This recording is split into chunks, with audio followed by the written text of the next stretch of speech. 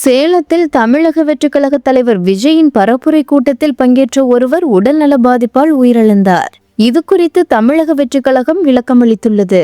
சேலம் மாவட்டத்தில் உள்ள சீலநாயக்கன்பட்டி அருகே உள்ள கேவிபி திடலில் தமிழக வெற்றிக் கழக நிர்வாகிகள் கூட்டம் நடைபெற்றது. அதில் ஏராளமான தொண்டர்கள் பங்கேற்றிருந்தனர். இந்த கூட்டத்தில் 1 மணியளவில் விஜய் பேசத் தொடங்கினார். அதே சமயம் கூட்டம் நடைபெற்ற இடத்தில் கடுமையான வெயிலின் தாக்கமும் இருந்தது.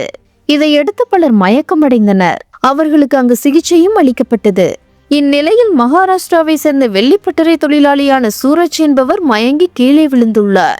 பிறகு அவர் மயங்கிய நிலையில் அவரை தனியார் மருத்துவமனைக்கு அழைத்துச் சென்றனர்.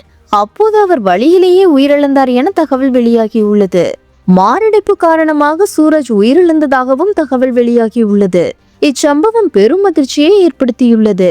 இது குறித்து தமிழக வெற்றிக் கழக இணை பொதுச் செயலாளர் CDR நிர்மல்குமார் தனது எக்ஸ் தள பக்கத்தில் அளித்துள்ள விளக்கத்தில், இன்று தமிழக வெற்றிக் கழகத்தின் சார்பில் சேலத்தில் நடைபெற்ற கூட்டத்தை காண வந்த சூரஜ் என்ற இளைஞர் திடீர் உடல்நலக்குறைவால் மயங்கியுள்ளார். அவருக்கு உடனடியாக முதலுதவி செய்யப்பட்டு கழக நிர்வாகிகள் சரியான நேரத்தில் மருத்துவமனைக்கு கொண்டு சென்றனர்.